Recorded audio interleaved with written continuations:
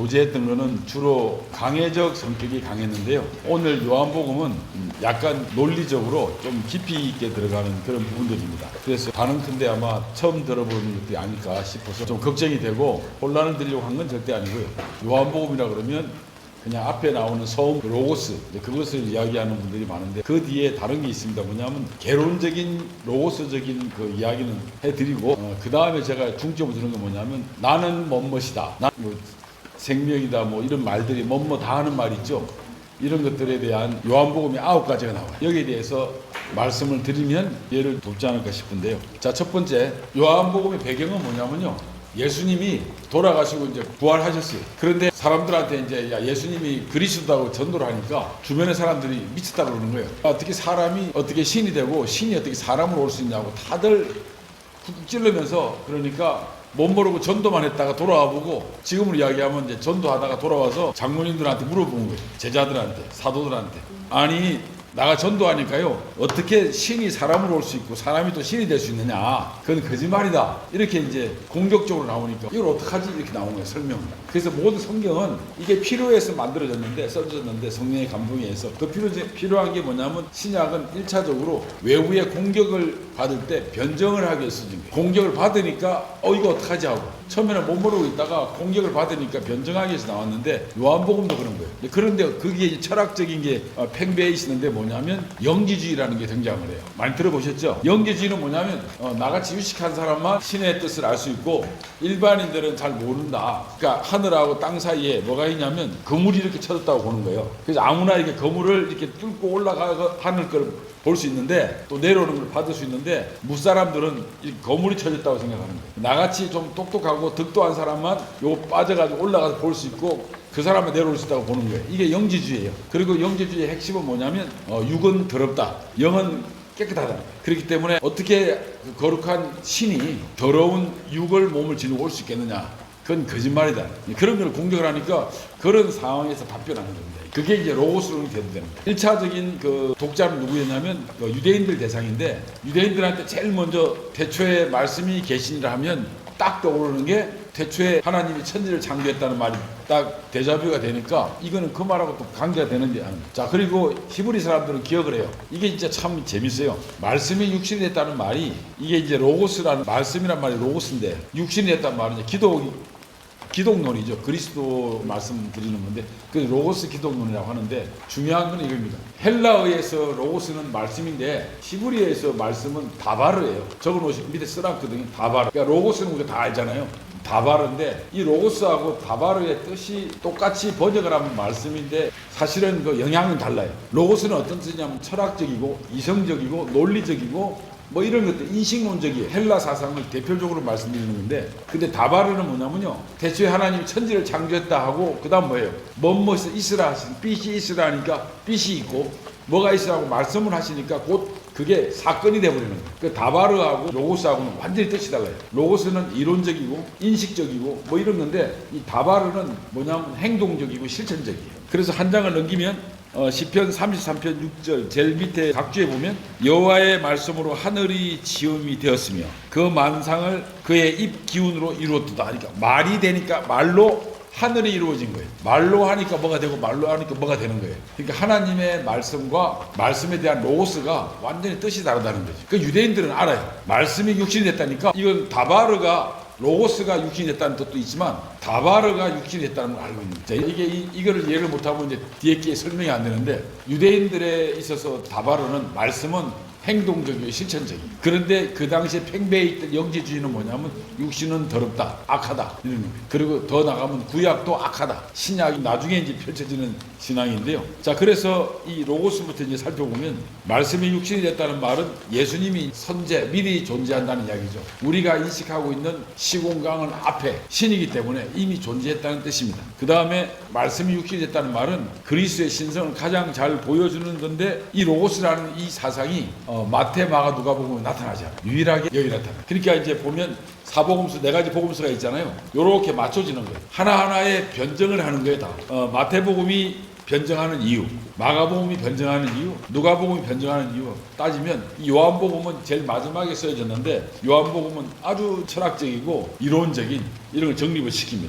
제일 마지막에. 그래서 말씀이 육신이 된 이유를 설명해 주는 거예요. 그래서 우리한테 다가오고 또 하나는 우리가 구원을 받았다고 할 때 주님을 영접했다고 할 때 대다수 사람들이 요한복음의 성경 구절을 가지고 구원을 확신을 가진다고 이제 증거를 내는데 그 이유가 바로 뭐냐면 요한복음에는 아주 구체적으로 하나님이 예수님을 보낸 이유가 설명이 되고 예수님이 나는 누구누구다 하면서 있죠. 말씀하심으로써 그거를 우리한테 이 계시성을 가지고 있습니다. 그러니까 로고스는 어떤 의미가 있냐면 하나님의 뜻을 인간에게 전달하는 이 통로 역할을 하고 통로 가운데 누가 있냐면 예수님이 계신 거예요. 그러니까 하나님의 계시를 인간한테 전달하는 그 역할하는 게 이제 바로 로고스입니다. 여기서 말씀이 육실됐다는 이야기는 예수님이 이제 알맹이를 우리한테 설명하는데 그게 바로 뭐냐면 9가지의 나는 나다, 나는 누구다, 나는 누구다, 나는 누구다 이러는 거예요. 그래서 모세가 십계명 받고 하나님 만나고 나는데 누구라고 그럴까요? 그러잖아요. 그러니까 하나님 뭐라 하냐면 나는 나다. 스스로 있는 자다. 설명이 필요 없는 거예요. 나는 누구다. 근데 이런 용어들이 어디서 나오냐면 이스라엘을 중심으로 해서 고대 근동에는요 모든 왕들이 칙령을 내릴 때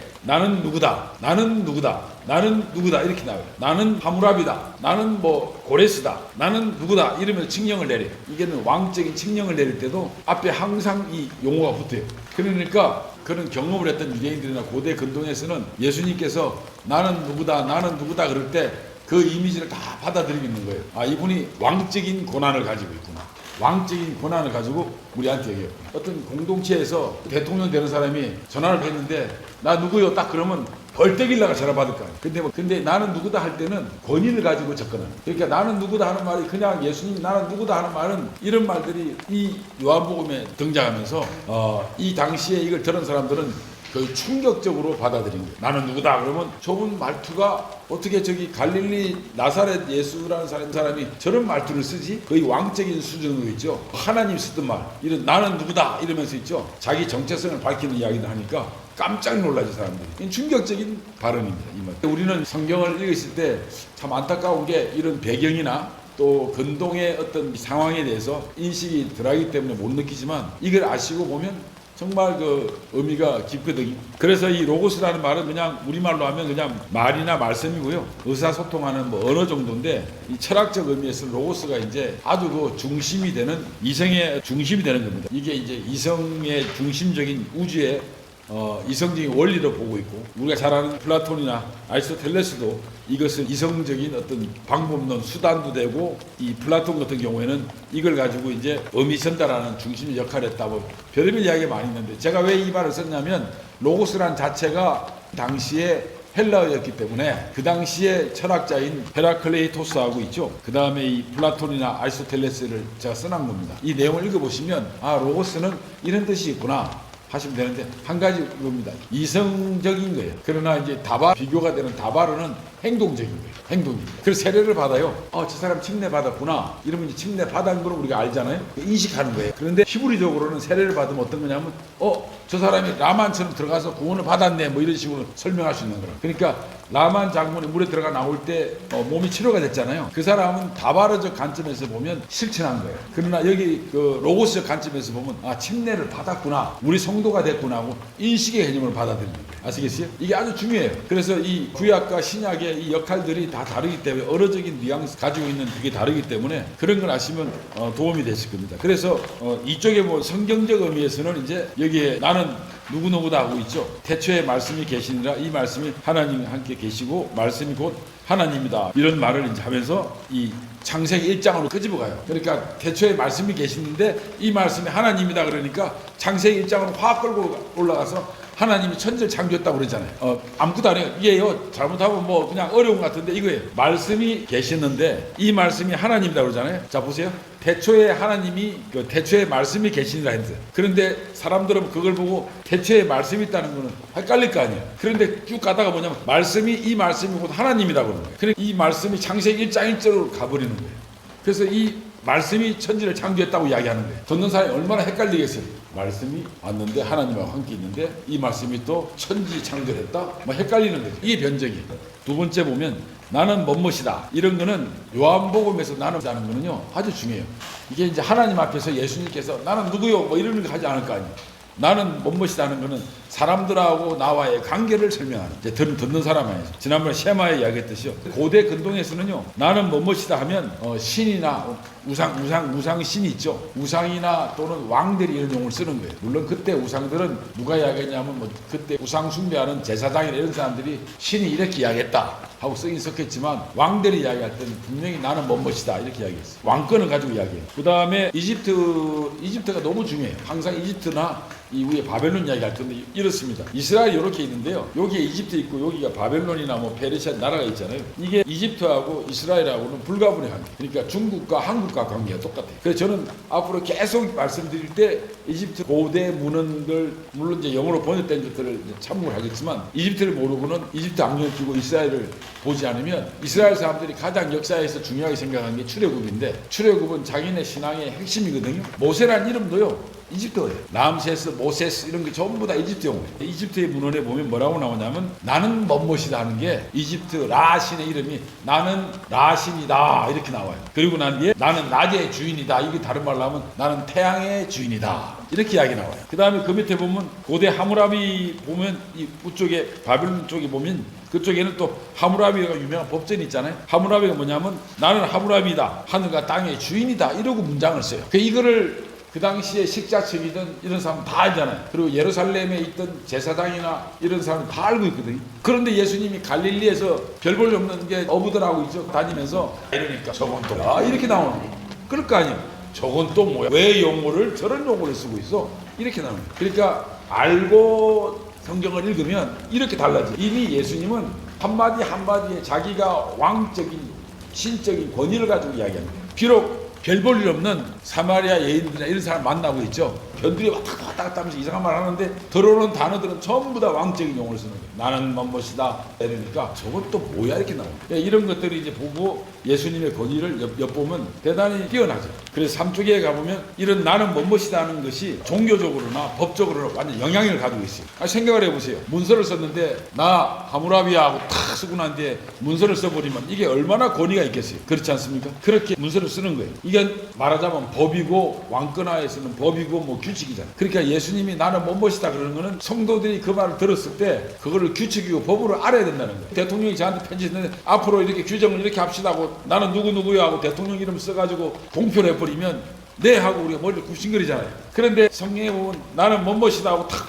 읽으면 넓적 엎드리면서 아유 예 알았습니다 해야 되는데 그냥 슉슉 지나가잖아요 우리는. 근데 그 한 달마다 그렇게 권위를 가지고 거의 법과 동시하는 아주 절대절명의 순종을 요구하는 그런 의미를 가지고 있는 거죠. 이 예를 요구하는. 그래서 이 삼조구에 보면 영향력이 있습니다. 나는 멋멋이다 하는 거는요, 매우 강력한 그 정치적 종교적 영향력을 가지는 표현들이라. 그래서 두 번째 보면 성경에서 나는 멋멋이다 하는 건 있죠. 여기 이제 말씀했대로 출애굽기 3장 14절에 보면 모세가 아무 소리 못하잖아요. 나는 스스로 있는 자다.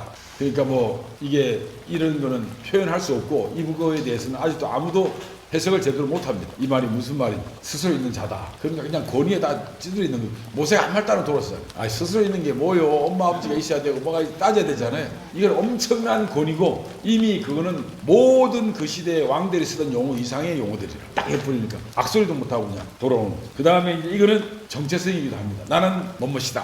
하나님께서 나는 스스로 있는 자다 이야기하신 것 자체가 하나님은 어떤 그 권위를 이야기하는 거고 정체성을 설명한 거예요. 난 스스로 존재한다. 그래서 이거를 이제 자기 정체성을 이야기하는데 또 나오면 뭐라고 나오냐면 우리는 새로운 피조물이다 하고 나오잖아요. 이 새로운 피조물이라는 말 자체가 이게 정체성이죠. 하나님에 의해서 예수님에 의해서 구원받은 자들은 새로운 피조물이다. 이게 정체성이다. 그 다음에 이제 예수님의 나의 발언들을 잘 이해만 하시면 앞으로 성경을 보실 때 이 용어들에 대해서 진지하게 가야 되겠구나 아시게 될 겁니다. 사쪽에 보면요. 이 나는 멋멋이다 이런 거는 가르침과 행적이 그냥 단순한 우리한테 역사적인 설명을 하는 게 아니라 우리한테 요구하는 게 있습니다. 신앙적 어떤 의미를 주는 거죠. 만약에 나는 삐시다 그랬는데 예수님은 삐시야 이렇게 끝이 나면 그건 말이 안 되죠. 나는 삐시다 했을 경우에 관계가 설정됐다 그러면 너는 내 삐를 받아가지고 나에 포함됐으니까 너 어떡할래? 이러는 액티비티 한 거를 요구하는. 아니 그냥 예수님이 쓸데없이 내 앞에 와가지고 나는 삐시다 이러면 알고 있습니다 이러고 이제 끝날 건 없잖아요. 그 삐시다 그러면 너는 이제 이 삐을 내한테 속했으니까 너는 어떡할래 하고 나한테 묻고 있는 거란 말이에요. 그러니까 내가 빛이다 그러면 너는 이 빛을 가지고 어떻게 할 거냐, 이 빛에 속했으니까 하는 묻고 있는 거지. 그래서 이거는 관계성을 나한테 이야기하는 거야. 나는 뭐뭐시다 할 때 너하고 나하고 예수님이 우리하고 관계를 말하면서 너 뭐 할래? 너는 어떻게 살래? 하고 우리한테 묻는 거예요. 자, 그래서 우리가 핵심적인 게 요한복음에서 나는 라는 거 있죠. 요한복음을 가지고 학자들이 요한복음에 학위 논문을 쓰거나 박사학위 논문을 쓰는 사람들은 뭐냐면 에이미, 존재한다, M 있죠. I am 할 때 에이미에 관한 연구 막 이렇게 글을 많이 써요. 이게 나오는데 이 정체성인데 오늘 들어가 봅시다. 제가 9개를 준비했는데 나는 생명의 떡이다. 지난번에 많이 했죠. 그러면 생명의 떡이면 그럼 우리 보고 어떡하란 말이에요. 그래서 이쪽에 5쪽에 넘어가 보면 뭐냐면 연관 본문이 있죠. 제일 밑에요. 예수님이 나는 생명의 떡이다 그러니까 딱 떠오르는 게 사람이 떡으로만 살면 안 된다. 하나님 입으로부터 나오는 모든 말씀으로 살아야 된다. 이러잖아요. 예수님이 나는 생명의 떡이다. 그러니까 무슨 말이냐면 너 성경책 좀 읽어라 이 말이야. 성경 읽고 좀 살아라 이 말이죠. 그 다음에 두 번째 보면 내가 주의 말씀을 얻어 먹었사오니 주의 말씀은 내게 기쁨과 내 마음의 즐거움이다. 너 성경 좀 읽고 마음 좀 기쁘고 즐거워해라 이 말이잖아. 그렇지 않아요? 제가 말한 거 아닙니다. 그래서 나는 생명의 떡이니 내게 오는 자는 저를 줄이지 않고 나를 믿는 자 영원히 목마르지 않는다. 앞에 말을 그대로 했는데요. 여기 보면 한번 넘겨볼까요? 나는 생명의 떡이다 했을 때 어떤 일이 있었냐면 상황적으로요. 어제까지 오병이어 기적을 봤어. 이 사람들이 실컷 먹었어요. 배가 부르잖아요. 그러니까 그 다음 날도 이제 쫓아다니는 거예요. 쫓아다니니까 예수님이 얼마나 답답하겠어요. 떡 줬으면 이제 좀 내 말 듣고 믿어야 될 건데 떡만 보러 다니는 거예요. 언제 떡 주나. 그러니까 뭐라고 그러냐면 이 사람들이 온 거는 내 표적을 본 까닭, 떡을 먹고 배부른 까닭에 온 거지 또 떡만 먹으러 왔다고 막 지적하잖아요. 그래서 이제는 못 주겠다. 이놈들아 그만 좀 먹을 것 찾지 말고 나를 좀 믿으라. 그래서 내가 생명의 떡이다. 그럼 영원히 목마르지 않고 배고프지 않을 거다. 이렇게 이야기합니다. 앞에 떡을 시컷 먹고 또 쫓아오고. 성경을 읽으실 때요. 어떤 사건이 나오잖아요. 어떤 단어가 나오잖아요. 어떤 이상한 말이 나오면 이상하다기보다는 좀 이해하지 못할 게 나오면 앞에 거를 보십시오. 앞에 거 보면 연관된 글들이 많이 나와요. 전부 다 성경이 그렇습니다. 여기 보면 그렇게 이야기해요. 이 사람들이 나를 찾는 건 표적을 본 까닭이 아니라 떡을 먹고 배부른 까닭이다. 나를 보고 배불러서 또 쫓아오는 거예요. 그 다음에 예수님이 중요한 말이에요. 본문을 보면요. 뭐라고 나오냐면 4쪽 앞에 보면 이제 이런 것들이 성경을 읽는 재미라기보다 즐거움입니다. 보세요. 6장 35절에 위에 나는 생명의 떡이다. 나는 생명의 떡이다. 내게 오는 자는 결코 줄이지 아니할지요. 그리고 나를 믿는 자는 영원히 목마르지 않아. 여기 보면 생명의 떡이라고 했는데 사람들 오기는 왔어요. 오기는 왔죠. 와서 이제 쫓아다니니까. 그런데 뭐라 그러냐면 믿으라고 나오고 믿는 자란 말이 나와요. 그러니까 와서 믿으라는 이야기. 뒤에 앞에 것만 이야기. 이 사람들이 와서 이제 떡 먹으러 계속 오기만 와요. 믿진 않고. 그러니까 예수님 화가 난 거예요. 화가 날 때보다는 안 됐다 싶어가 나는 생명의 떡이다 그런 거예요. 이제 그런 거예요. 그래서 와서 믿을 걸 말합니다. 재미난 거는요. 그 밑에 5쪽의 중간에 보면 이거를 정말 다 유대인들은 알아들었어요. 나는 생명의 떡이라는 말을 알아들었단 말이에요. 왜냐하면 유대인들은 토라가 떡이라는 걸 알고 있었어요. 그러니까 우리가 알고 있는 그런 막 추상적인 용어가 아니라 유대인들은 율법이 있죠. 구약 말씀이 떡이라고 자기네들이 이야기했단 말이에요. 그래서 신명기 8장 3절 인용한 거지만 사람이 떡으로만 살 것이 아니라 하나님의 입에서 나오는 모든 말씀을 살 거라는 말들을 하고 많은 랍비들이 토라는 빵이다. 영적인 빵이다. 이렇게 이야기했어요. 그렇게 했기 때문에 예수님이 그 말했을 때 금방 알아들었어요. 금방 알아들었다고.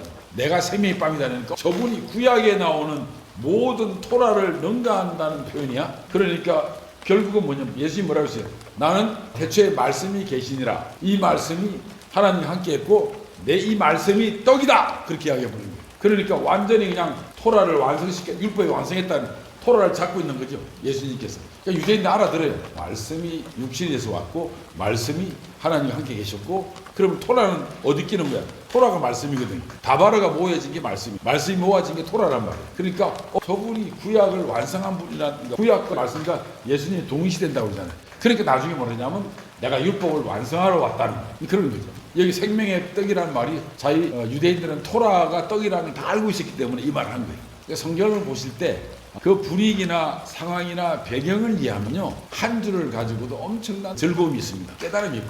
그러니까 이 사람들 봐라 이렇게. 그리고 그 다음에 제일 밑에 보면요. 나는 세상의 빛이다 그러는데 그때는 전등도 없잖아요. 우리 이거 당연히 어두울 건데 전등 없잖아요. 전등도 없고 불도 없는데 그냥 금방 해가 질 거 아닙니까? 해가 지니까 어두운 데 사는 거는 어둠을 익숙해요.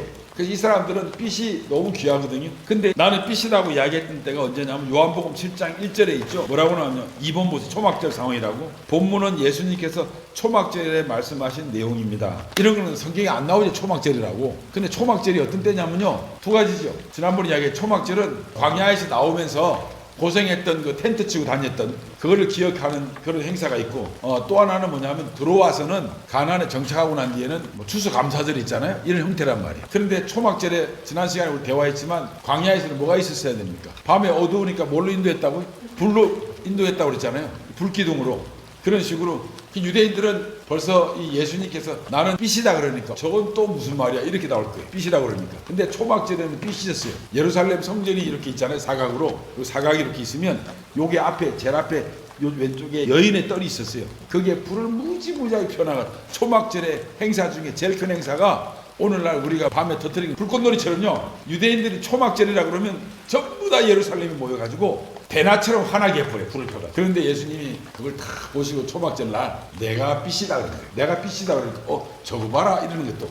그러니까 연상이 되잖아요. 사람들이 불나방처럼 막 불축제처럼 모여들어요. 예루살렘에. 그런데 예수님이 내가 빛이야 그러거든요. 말씀드린 대로 멋멋이다. 왕적인 표현을 하고 신적인 표현을 하면서 너네들 저 빛 따는 줄 아니냐? 내가 빛이다. 내가 그렇게 이야기합니다. 그래서 나를 따르는 자는 너네들 맨날 어두운 데 있다가 빛난다고 와 다 모이지 않냐? 그리고 그 광야에서도 너네들 출애굽할 때도 초막절에 전부 다 불기둥 보고 다 쫓아다니지 않았느냐? 어두운 앞을 몰라가지고. 근데 내가 빛이다. 나를 따르면 어두운 데서 방황할 필요가 없다. 날 따르라 이렇게 하는 거예요. 그러니까 유대인들이 이거 보고 이야 이거 봐라. 초막절이니까 두 가지 기억한다고 했잖아요. 추수감사절도 되지만 광야에서 자기네들이 그 어두운 데서 밤에 방황할 때 하나님의 인도를 받았던 기억이 나잖아요. 그러니까 이 사람이 예수라는 사람이 이렇단 말이냐 의문을 갖게 되고, 어떤 사람은 그 말 표현이 너무 왕적이고 신적이니까 깜짝 놀라기도 하고, 날 따라오면 어둠에 절대로 뭐 있을 필요가 없다. 그리고 빛을 다니니까 이런 식으로 이야기하나요. 그러면서 뒤에 뭐냐면 나만 내가 빛이니까 너네 날 따라다니면 너네도 생명의 빛을 얻는다 하고 또 생명자를 붙여버려요. 여기 생명이라는 말은 영원하다는 뜻입니다. 그러니까 뭐 단순하게 그냥 비비디하는 있죠. 뭐 생생하다는 의미보다는 영원한 뜻입니다. 이런 것들. 그래서 유대인들은 어둠에 익숙했어요. 근데 유대인들은 또 이것도 압니다. 내가 빛이다 그러니까 어떠냐면 여기 요한일서 1장 5절에 보면 하나님은 빛이다 그러잖아요. 제일 밑에 보세요. 6절 제일 밑에.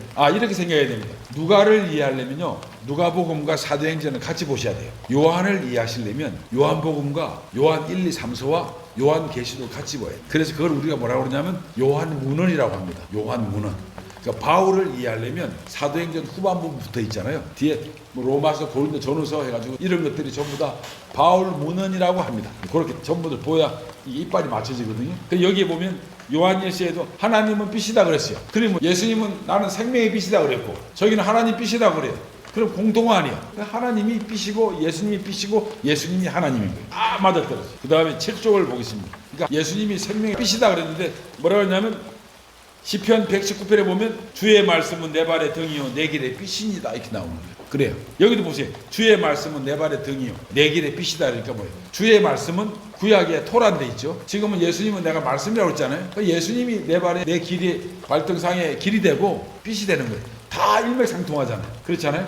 그러니까 이거를 유대인들이 알았다는 거죠. 그래서 어두운 데서 그 초막절이니까 그냥 예루살렘이 빛나는 걸 보고 구경하러 왔다가 내가 빛이다. 나를 따라다니면 어두운 데 있지 않고 생명의 빛을 얻을 거다. 왜냐하면 나는 말씀이다. 그리고 나는 로고스다 그래놓고, 그리고 내가 너의 발에 등이 돼줄 것이고 너에게 빛이 돼줄 거다. 뭐 이러는 거예요. 다 맞아 떨어지잖아요. 놀랍지 않습니까? 그리고 마태복음 4장 16절에 보면 흑암에 앉은 백성이 큰 빛을 보았고 사망의 땅과 그들에 앉는 자들이 빛이 되었다. 예수님이 등장하는 거 아니에요. 이 세상이 흑암이었는데 내가 진정한 빛이었다. 내가 나타났다. 이 말 아니에요. 그 다음에 도덕적 지침도 돼요. 너희가 전에는 어둠이더니 이제 주 안에서 빛이라. 빛의 자녀처럼 행동하라. 내가 빛이니까 나를 따라다니면 너희들이 생명의 빛처럼 살 거니까 너네들이 어둠에 다니지 않을 거 아니냐. 빛의 자녀처럼 행동하고 살아라 하는 도덕적 지침도 내리는 거예요. 그 다음에 세 번째는요, 나는 문이다. 그러니까 이 문이 있는데 양의 문이거든요. 옛날에는요, 안타깝게도 이 우리가 이렇게 졌잖아요. 우리가 있으면 양을 집어넣는데 맹수도 올 거 아니에요. 그러면 문짝을 힘들어요. 문짝을 못 만들었어요. 그래서 문짝 대신 누가 있냐면 여기에서 잠을 자요. 목동이 앞에 지키는 거예요. 그리고 넌 들어오지 마. 맹수 맞고 너 빨리 들어와 이렇게 할 거 아니에요. 그래서 양의 문이다는 말이 내가 양의 문이라는 말은 우리는 양이 뭔 말이냐 상징이다 알레고리로 생각하는데 안 그래요. 이렇게 동그랗게 우리가 있으면 앞에 목동이 항상 이렇게 잤어요. 아무도 못 오게. 아주 확실하지. 그래서 유대인들은 다 알았어요. 예수님이 나는 양의 문이다 하는 말은 내가 너희들을 보호해준다, 안전하게 해주겠다, 지킨다 이 말이. 이런 문화적 배경이 있습니다. 7쪽 제일 밑에 보면 요한복음 10장 9절에 보면 누구든지 내가 문이니까 누구든 나로 말미암아 들어가면 구원을 받고 또 들어가면 나오면 꼴을 얻는다. 그러니까 나를 통해서만 들어왔다 나갔다 들어왔다 나갔다 할 수 있다는 거죠. 내가 문이니까. 내가 곧 길이요 진리요 생명이니 나를 말미암지 않고는 아버지께 올 자가 없다. 나로 말미암아서 오라는 거야. 나를 통해서만 모든 해결될 수 있다는 거야. 그러니까 문이니까 문을 통해서 왔다 갔다 해야 될 거 아니에요. 근데 그 문은 어떤 문이냐면 좁은 문이에요. 그러니까 또 똑같은 말 하는 거야. 문으로 봐도 일로 가고 양의 문으로 가도 만나는 거야. 이게 성경이 위대한 겁니다. 이게 정확한 거예요. 그래서 이렇게 알고도 있죠. 충분히 감동을 받을 수 있어요. 그 다음에 이 8쪽에 보면요. 나는 선한 목자다. 여기에 단어적인 의미인데 여기서 선하다는 말은 번역이 좀 애매하긴 한데 이건 희생한다는 뜻이에요. 착하긴 착한데 이건 어떤 거냐면 남을 위해서 희생하는 모습을 말합니다. 그래서 목숨을 버리는 것까지. 그래서 싹군과 대조되는 거죠. 싹군들은 오면 지만 도망가니까. 그런데 이거는 어떤 의미가 있냐면 연간 밑에 8쪽에 연간 본문에 보면 나는 선한 목자라. 선한 목자는 양들 위해 목숨을 버린다. 희생적인 사랑을 이야기하고 그 다음에 10절 여기에 보호하는 물가로 인도하려고 하는 이런 보호와 인도하는 것들이 나오고 예레미야 3장 10절에 보면 이스라엘 흩으신 자가 그를 모으시고 이렇게 하면서 선한 목자는 이렇게 하는 거예요. 다 모으고 지키고 이렇게 하는 거예요. 그 다음에 5번에 보면 너희 중에 있는 하나님의 약물을 치되 억지로 하지 말고 하나님의 뜻에 따라 자원함으로 하며 더러운 이득을 위하여 하지 말고 기꺼이 하여 맡은 자에게 주장하는 자세를 하지 말고 약물의 본이 되라. 내가 본이 됐듯이 선한 목자는 항상 본이 될 거 아니에요. 희생까지 하면서. 그러니까 이런 것들이 이제 우리한테 이미지를 주는 거죠. 그 다음에 5번째 뭐냐면 나는 부활이요 생명이다. 딱 그래 버리는 거예요. 그러니까 여기도 뭐라고 나왔냐면 마르다가 있죠. 마르다가 조금만 일찍 왔으면 우리 오빠가 살았을 건데 그렇지만 나는 부활을 믿습니다. 이렇게 이야기하잖아요. 그러니까 그 말이 맞죠. 조금만 일찍 왔으면 살았을 건데 그런데 그래도 난 부활을 믿어요 그랬거든 마르다가요. 그러니까 예수님이 더 난리 확장을 시켜버려. 아니다. 죽은 자는 다 산다. 이런 식으로 있지. 그러니까 마르다의 신앙을 부인하는 게 아니라 그 신앙을 더 확장시켜가지고 예수님께서 그 오빠를 살리잖아요. 그런 것들을 보시면 마르다의 믿음을 확장하는 거예요. 그런데 연간 본문을 보면 뭐라고 나오냐면 제목이 나는 부활이요 생명이라고 했는데 요한복음 14장 6절이나 11장 25절에 보면 아버지께 오는 자는 다 나를 말미암아 온다는데 본인이 생명이라고 말했고요. 그 다음에 로마서 6장 23절에 보면 죄의 삭은 사망이요 하나님의 은사는 주 예수 그리스도 안에 있는 영생이다. 영생이라는 거예요. 그 다음에 세 번째 보면 사람이 사람으로 말미암았나나 부활도 사람으로 말미암는도다. 아담 안에 모든 사람이 죽는 것 같이 그리스도 안에서 모든 사람이 살리라 하고 당신이 여기서 말하는 두 번째 사람은요 예수님을 가리키는 거예요. 그래서 인자 사상이 있죠. 인자 사상이 예수님이라는 말이 맞아요. 다른 뜻도 있지만 그 다음에 계시록 1장 18절에 보면 죽었다가 살아나신 이가 말씀하시되 내가 죽었다가 보라 이제 세세토록 살아있으니 사망과 엄부의 열쇠를 가지고 있느라. 나는 부활이요 뭐라고 그랬습니까? 생명이다. 그러니까 부활만 하는 게 아니라 그냥 죽었다 급부하는 게 아니라 영원히 산다는 뜻이라고 내가 그랬죠. 나는 부활이요 영원히 사는 거다라는 식으로 이야기하니까 보는 사람들이 뭐라고 그래. 이제 이런 것들은 무지무지하게 어려운 이야기들이고 그때 따라다니는 사람들이 정말 깝깝했을 거예요. 저분은 자기도 가진 것도 없으면서 있죠. 남의 제자들은 이삭이나 몰래 묻고 있죠. 안식일 때 뜯고 그러는데 저런 사람이 와가지고 나는 부활이요 생명이라고 그러니까 나를 믿으면 영원히 산다고 그러고 이러니까 또 여자들하고만 대화하는 거 보면 마르다나 이런 사람들하고 이렇게 좀 대제사라고 니고데모는 물론 몰래 밤에 찾아와서 몰래 찾아왔지만 좀 큰 사람하고 대화해야 되는데 가마리아 이렇게 있죠. 불쌍한 사람들 이런 사람들 천부장 이런 사람들 보면 예수님이 만난 사람들을 보면 이런 것들을 보면 예수님이 행적이 정말 불쌍하고 어렵고 힘든 사람들한테 1차적으로 이렇게 책임지심을 가지고 접근하는 거예요. 그러나 예수님 따라다니는 사람들 전부 다 불쌍한 사람들이에요. 갈릴리 사람. 근데 나는 부활이고 생명이라고 그러니까 영원히 산다는 말을 하니까 얼마나 충격적이겠어 사람들이. 근데 그것도 마찬가지로 나는 멋이다 이러니까 이게 이제 이집트 문헌에 많이 나와요. 그거 보면 나는 믿으면 나는 부활이다. 태양신다 이런 사람들이 신이 말이 우상이지만 그렇게 표현들이 많은데 그렇게 다 나타나거든요. 그러니까 이 학자층이나 식자층이 그 대제사장이 이런 말 들을 때는 무지무지하게 화가 났어요. 어디서 감히 이런 말 하고 다니는. 그 다음에요. 그 6번째 보면 나는 선생이다, 주이시다 그러니까 이런 것도 아니 선생이라고 그러고 난 주인이라는 거예요. 내가 너를 가르칠 수 있다. 내가 너네들 랍비들한테 가서 배우지 말고 이상한 맨날 유대인들은 배우는 건 아주 철칙이에요. 학습 잘하게 돼 있거든요. 근데 내가 진짜 선생이다 이놈들아 그런 거예요. 깜짝 놀라죠. 내가 주다 뭐 이렇게 이야기하는 거예요. 그러니까 여기 보면 너희가 나를 선생이라 또는 주라 하니 너희 말이 옳도다. 내가 그래 하고 이야기해버려. 근데 이 뒤에 보면 10쪽에 보면 연관성이 보면 연관 본문을 보면 뭐라 하냐면 너희는 누구든지 선생이라 부르지 말라. 너희 선생은 한 분이다. 얼마나 무서운 이야기입니까? 그러니 이거를 듣고 예루살렘에 있는 랍비들이나 선생들이 얼마나 뿔나겠어요. 너희는 장로라고 부르지 마라. 내가 진짜 장로다. 유일한 장로다. 이러면 화 안 나겠냐고. 그럼 그때는 완전히 출교감이지 뭐 완전히 그죠?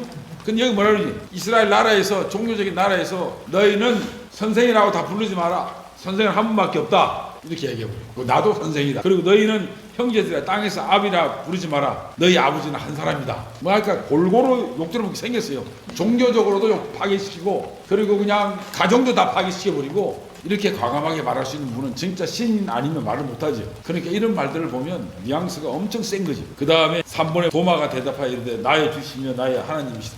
도마도 몇 바퀴 돌다가 고생 많이 하고 난 뒤에 마지막에 와서 하는 말이 진짜 줍니다. 이렇게 하고 하나님입니다. 이잖아요. 그런 거. 주라는 말은 주인이라는 말이니까 우리를 완전히 주관하는 뜻이고요. 그러니까 우리는 그분의 말을 들어야 된다는 이야기고 선생이라는 말은 뭐죠? 우리한테 도덕적이나 영적이나 신앙적으로 유일하게 가르칠 분이라는 거죠. 지금 이렇게 말하지만 예수님이 나타나가지고 여기 딱 오셔서 나는 교사다 그러면 여기 아마 다 나 잡았을 거예요. 몰래 가지고 네 맞습니다. 이러고. 근데 이 글로 써 있으니까 그냥 뭐 읽기 쉬운데 그 당시에는 그러지 않았습니다. 엄청나게 본의 있는 말이었고 이거는 내가 교사다. 다른 사람은 교사라고 하지 마라. 이러면 뭐 예루살렘이 들고 일어나고 난리 났을 거 아니에요. 이런 상황을 알면요. 이 성경의 표현이 좀 그렇지만 맛이 다릅니다. 완전히 다릅니다. 그 다음에 10절에 보면요. 나는 길이요 진리요 생명이라고 하잖아요. 그러니까 이 말은 요한복음에 아주 요한문헌에 있죠. 핵심 교리입니다. 나는 길이요 진리요 생명이라는 말 있죠. 그런데 이 연관 그 보면요. 밑에 바른 길. 길은 그냥 길이 아니라 소경을 인도하는 길도 있잖아요. 이건 어떤 길이냐면 그냥 바른 길이에요. 너는 오른쪽이나 왼쪽이나 치우실 때 너의 길을 들리는 말이 있을 것이니 너희 뒤에서 이르기를 이것이 길이니 이 길로 가라. 이 바른 길이. 그 다음에 진리는 그냥 진리가 아니라 성경에 온전한 진리로 나옵니다. 주의 말씀은 온전한 진리라. 주의 어려운 규례는 영원하다. 그 다음에 영원한 생명도 어떤 생명이냐? 영원한 생명. 그냥 길이요 진리요 생명이라면 설명이 안 되는데 길도 그냥 길이 아니라 바른 길이잖아요. 그렇죠? 그 진리도 그냥 온전한 진리, 완벽한 진리, 퍼펙트한 거. 그 다음에 생명도 영원한 생명이 이런 것들이 성경에 다 나와 있어요. 그러니까 이게 놀랍지 않습니까? 그러니까 앞으로 있죠. 여러분들이 성경을 읽으실 때 이렇게 글자가 문장이 하나 단어가 나오잖아요. 이 유사 단어를 다른 데서는 어떻게 설명했는지에 대해서 들으시라. 그러면 더 풍부해져요. 이 A라는 단어가 사랑이라고 나왔는데 다른 사랑에 관계된 앞에 수식어나 이 사랑을 풀이한 용어들 이런 걸 집약해서 보면 이런 뜻이 충분히 나온다고. 그러면 참고서도 필요 없어요. 그냥 이것만 성경만 모두에 다 나와요. 관주로 봐가지고 그런 걸 보시면 좋습니다. 그 다음에 11쪽이 내가 아버지 안에 거하고 아버지는 내 안에 계시다. 그러니까 이것도 유대인들이 보면 뿔날 일입니다.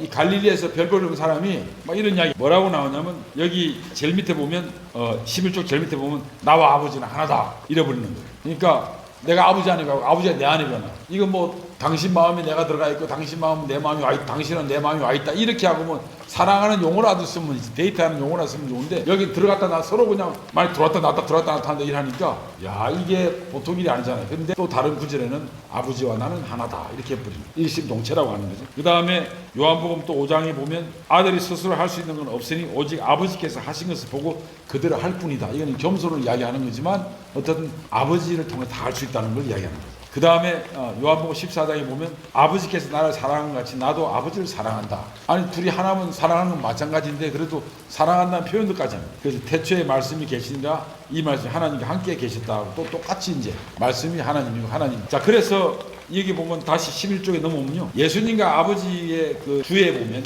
예수님과 아버지 일치는 이거는 서로 내지 않은 거예요. 기도를 할 때 우리 예수님한테 하는 겁니까? 하나님한테 하는 겁니까?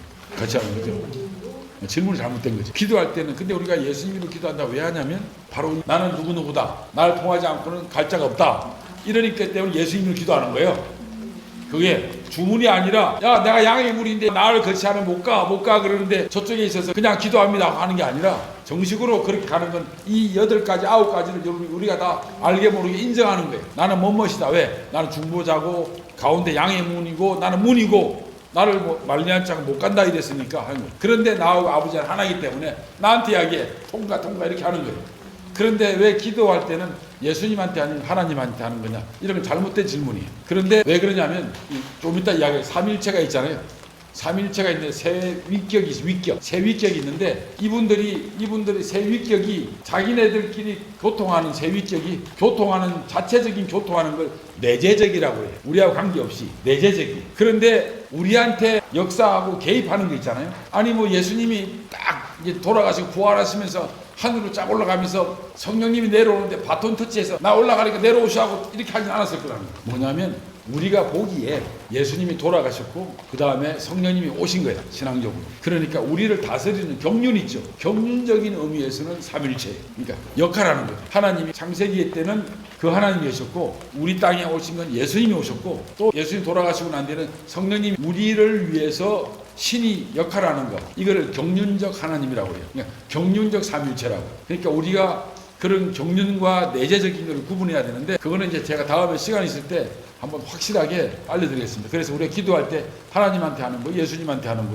하는 말은 질문이 잘못된 거예요. 그거는 내재적 하나님에 대해서는 그냥 하나님한테 하는 거고 우리가 질문할 때는 여기는 예수님, 성령님, 하나님을 구분시켜서 표현한 것 뿐이지 다 똑같기 때문에. 그러나 예수님 이름으로 기도한다는 말은 여기에 9가지 이 상황을 전부 다 우리가 인정한다는 뜻이고 이 관성을 가지고 있는 겁니다. 자, 그 다음에요 9번에 보면 이제 마지막입니다. 나는 참 포도나무다. 그러니까 예수님은 참 포도나무다 했으니까 물론 참 포도나무니까 썩은 가지 띄어내고, 그래서 이거는 교회의 머리가 된다는 말과 또 머리를 통해서 공급이 되고 또 여기서 교회는 그리스도의 몸이다. 교회적인 요소가 있습니다. 여기서 물론 교회는 성도적인 개념도 있죠. 그래서 여기에 보면 참 포도나무다 했을 때는 교회 또는 성도는 이제 가지로 나타나고 있고 또 예수님께서 교회의 머리 되시고 교회의 기본이 되는 거죠. 기초가 되는 거죠. 그렇기 때문에 참 포도나무다 한 거예요. 그래서 유대인들은요 포도농사를 너무 많이 져요. 그래서 신명기 20장에 보면 결혼했냐, 약혼자가 있냐, 그러면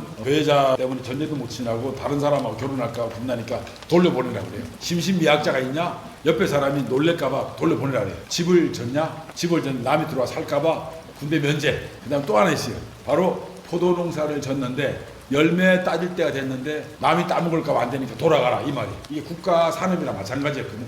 포도농사가. 그런데 이 포도농사를 유대인들은 다 알아요. 다 잘 알고. 왜냐하면 물 대신에 포도주를 해서 먹을 정도니까. 그 물이 석회질도 많고 굉장히 문제가 많으니까 이 포도를 짜서 먹고 항상 포도 이야기가 많이 나오죠. 그런데 뭐냐면 내가 참 포도나무다 이렇게 해버린 거예요. 그러니까 이 사람들이 센세이션이죠. 모든 그 식물 중에 포도나무가 가장 중요한 산업인데 예수님이 뭐냐면 내가 진정한 포도나무다. 이러고 너네들한테 뭐를 줄 수 있는지 내가 너네들 기초가 된다고 이야기하는 거예요. 그래서 마지막으로 이제 제가 그 12쪽을 한번 읽어드리겠습니다. 배경적으로 당시 예수님의 신성만을 강조하고 인성을 경시하거나 부정하고자 했던 이 영지주의자에 대한 방어적, 변정적 측면에서 요한복음에 서원이 등장했는데 그것은 예수님의 인성과 신성을 동시에 강조하기 위해서 요한복음이 있었다. 아시겠죠? 신성과 인성은. 다른 제자들도 예수님의 성육신이 역사적 사실임을 곳곳에서 변증하고 있습니다. 나는 뭐뭇이다라는 선언에 관한 내용을 요약하면 다음과 같은데 나는 뭐뭇이다는 구문은 예수님의 신적 자기 표현이며 왕적 권위를 말한다. 나는 생명이다 말은 이제 성경 좀 읽으라는 뜻입니다. 성경 좀 읽고 살아라. 그 다음 나는 빛이다. 그러니까 좀 빛의 자질처럼 행동하라. 나는 문이다. 나를 통하지 않고는 구원을 받을 수 없다.